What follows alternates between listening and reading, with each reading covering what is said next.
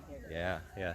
Hey everyone, thanks for stopping by. I'm going to do my speech. This is the first time I've done it live. A lot of you have read my story that I published for OC87, the mental health publication a few years ago, but this is the live version. I totally reworked it this week into a speech form thanks to a lot of coaching I got through the Brand Builders group, which I'm part of now. So I'm just going to get going. Glad you're here. Jump on in, and here we go. So hey, you should come over. I'm talking about how I left a career working for NASA in the Department of Defense projects and became a full-time photographer. Okay. So if you feel stuck in where you currently are, or maybe called to do something else, this is probably a good place for you to be for the next 20 minutes or so. I think I'm staying where I'm at. Okay, cool. Thank you, though. You bet. That's pretty cool. Awesome. Thanks. Yeah. All right. So a lot of people that are probably here probably didn't expect to see someone who worked for NASA, with like drum circles and crystals and all these other things, see some contractor that worked for NASA. But I didn't plan to work for NASA. I was never the smartest person in the room. I kind of muddled my way through college, and I was very fortunate that I had that dream job, flying all over the world, testing really cool things.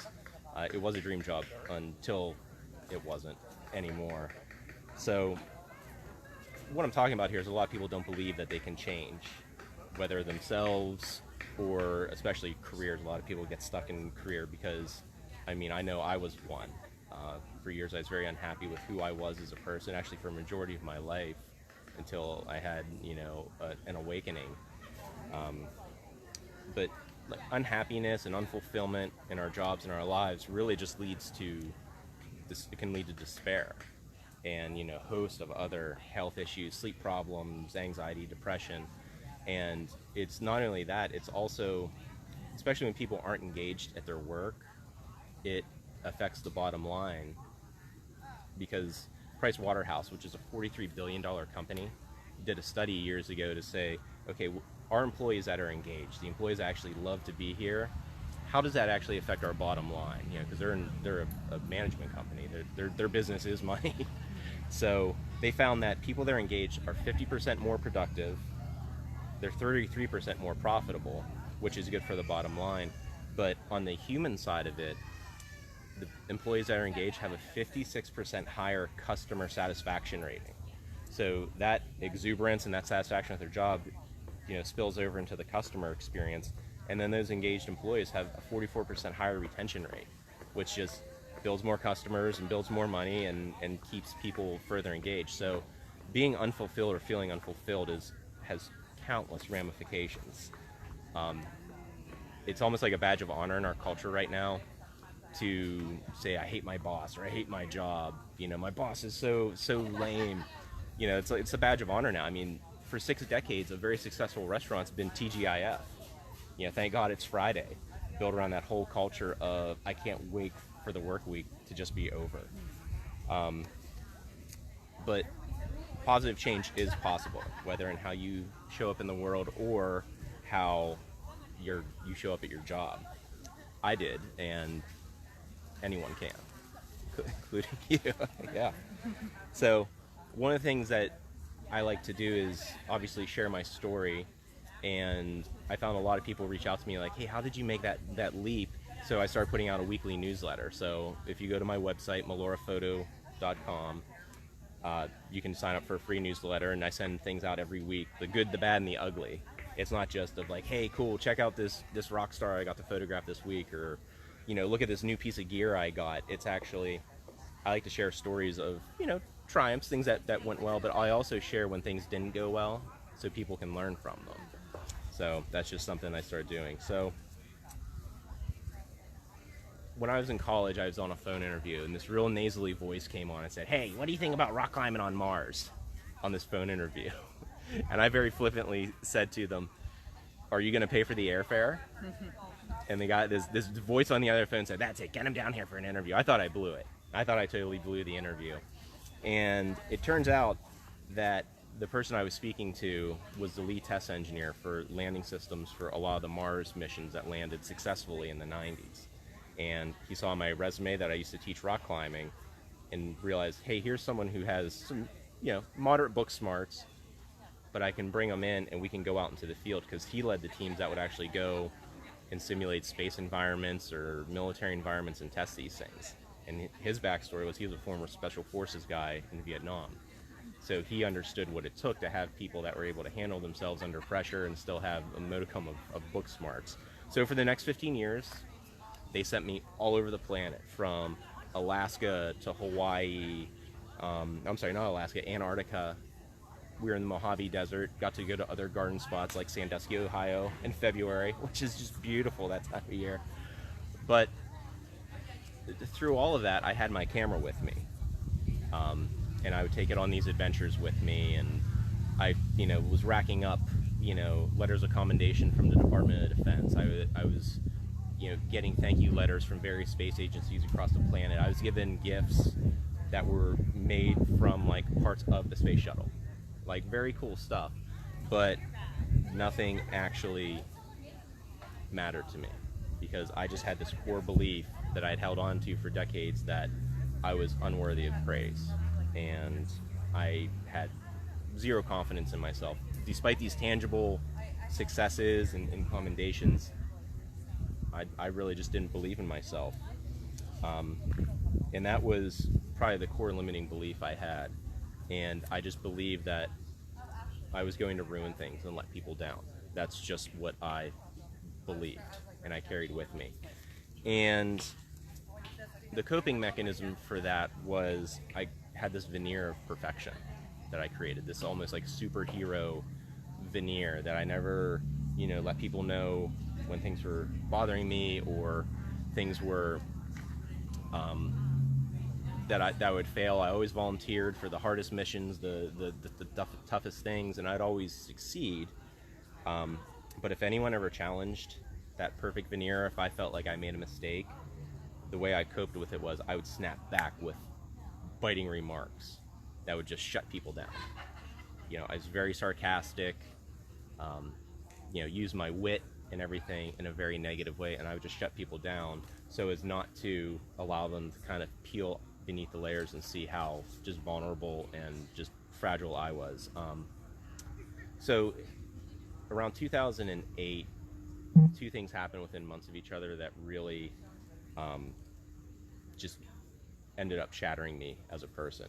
The first one, which is supposed to be one of the most joyful experiences of someone's life, the birth of our first child.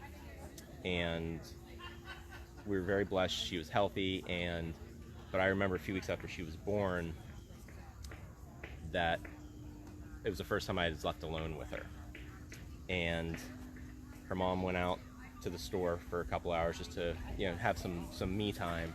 And here I was holding this like teeny tiny human in like premature baby clothes, and she started crying and wouldn't take a bottle.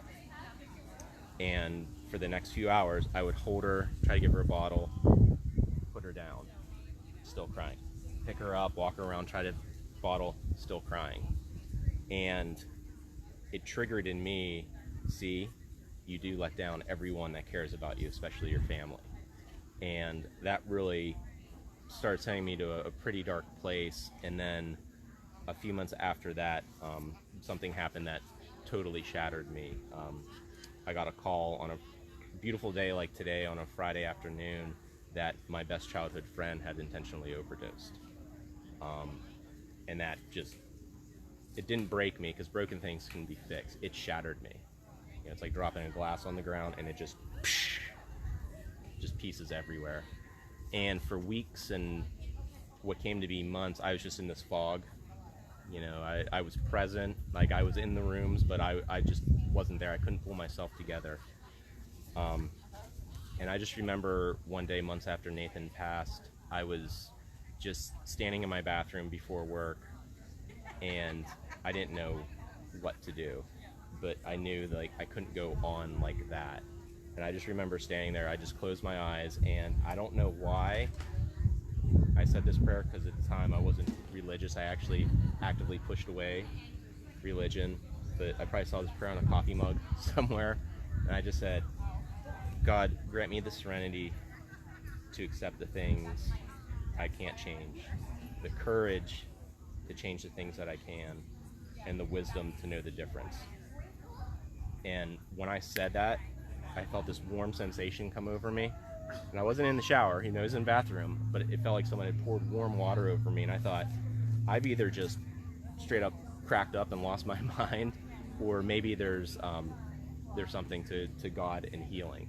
And that day in 2009 is when I chose to begin healing, and that was really a pivotal point in how I changed my way of showing up in the world.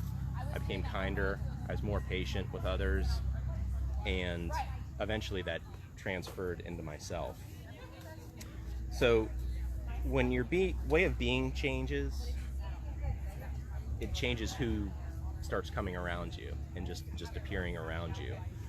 And just as I was changing myself, my work life changed, and the ownership changed. Instead of like a small family company that I had worked for, it turned into it was owned by venture capitalists and became very financially driven.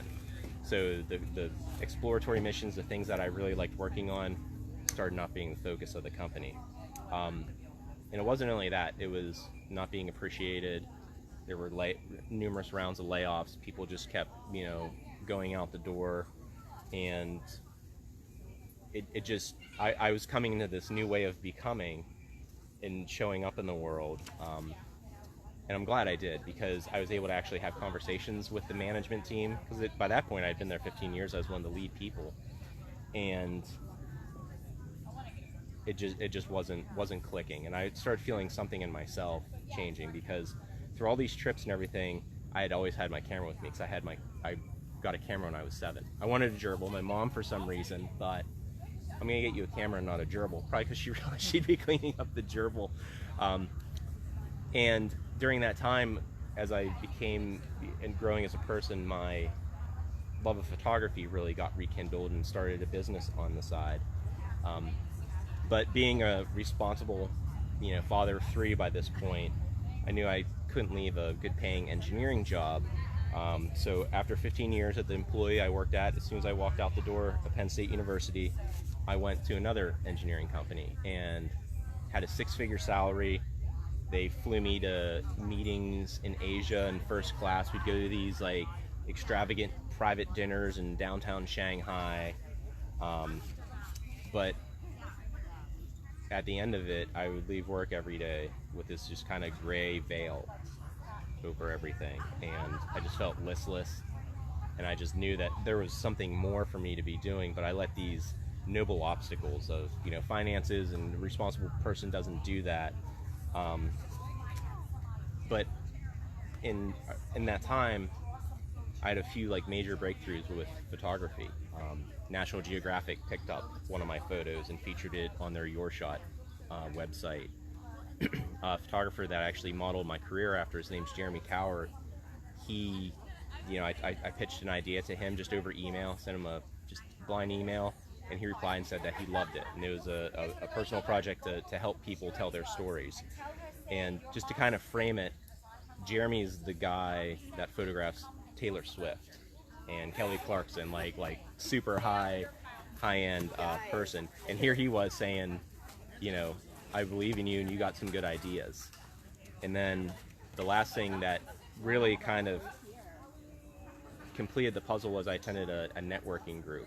Someone invited me called BNI, and I realized here's how I could actually sell my services, which at the time was like product photography and commercial photos. I wasn't doing the portraits that I do now. And I'll never forget, it was the day that was pretty opposite of this weather-wise. It was one of those January days where it's like 35 degrees and it's raining and it's just gray and just miserable. I can remember trudging my way into work, and at that point, a bunch of water just came right down the back of my neck. And I just remember thinking, thank God I'm getting paid so much money to be so absolutely miserable and unfulfilled. And that was one of those moments where I thought, what did I just say? Why if my kids or a friend, my friend, Matt or Jeremy came to me and said how miserable they were, but thank God I'm getting that much money, I say, hey, let's talk about this and come up with a plan, because this isn't a good way to be. So I just remember I was kind of in a daze walking back to my office at that point, and that was really when my wife and I thought about it and prayed about it, and I stopped allowing my obstacles and my noble obstacles to stop me. So I turned in my letter of resignation a few weeks later. I'd only been at that new job 9 months. I didn't even last a year. I was just done with living such a comfortable lifestyle, because that's actually what it was. We were just living a comfortable lifestyle. We went on vacations, we had savings, we'd spend tons of money at Home Depot on a Saturday, maybe go over to Bed Bath & Beyond if we had time. But what I realized was I wasn't stuck in an unsatisfying career. I was stuck in having a comfortable lifestyle. So a lot of people are not stuck in unsatisfying careers. They're stuck in the lifestyle that they've just grown accustomed to.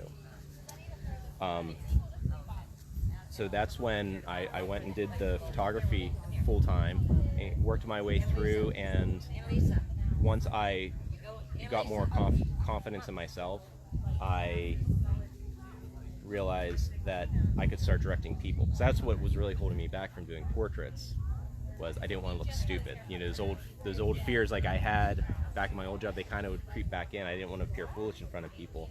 But once I got past that, I started taking portraits of people. And when I work with someone in a portrait session, I can see a lot of times what's inside of people that they just don't see themselves. And because I've been down a lot of these dark roads myself and have come out of them, I'm able to pull that out of people.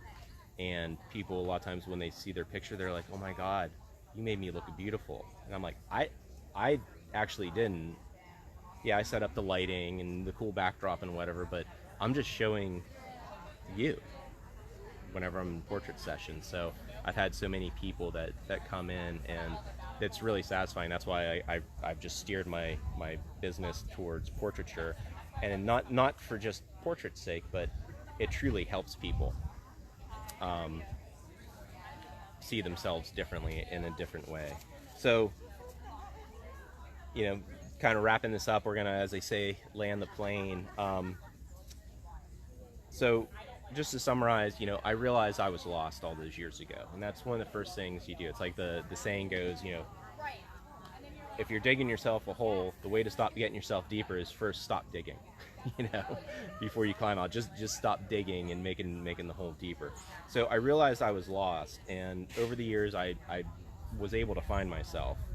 And those decades of beliefs slowly changed, and so did my world and the people around me. Like, I wouldn't have believed that I would be at an event like this, you know, 15, 20 years ago. No way. I'm sure I would have had something to say about that. But I kept following these threads of my life and what worked and what didn't work. And then I was honest about where I was in life, and was able to just really turn things around. So as you change and as people change, again, the world around them changes, and it's just, you know, it's just building blocks. So again, I you know, it sounds like you're on maybe the cusp of your own journey here.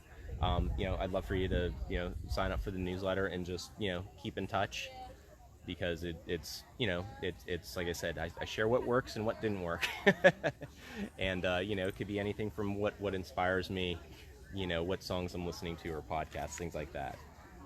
So the fact that you're here and have graciously, you know, hung out for the entire presentation, you know, means you're on your path. So the real secret to all of this is that if you evolve yourself in the service of others, things will truly work out. So evolving yourself to best serve others is really what it's all about. So, you know, small steps can really cross great distances. So, you know, on the surface, yeah, I went from, you know, leading teams that landed things on Mars, and then it's like, people are like, oh my God, now you're a photographer. Yeah, that's what happened, but there were so many little tiny incremental steps along the way. So small steps can truly cover great distances. So you know, I'm just want to encourage you. Your positive transformation is actually happening now. So just continue to lean into that and uncover the incredible in the world around you, and then also the people that come across your paths. So thank you very much, yeah, for hanging out. Cool. Thanks, everybody. It's great seeing you all. Yep, just drop a comment if you have anything going on, but it was great seeing you here at the Wise Ones Wellness event. See you later. Cool, thanks.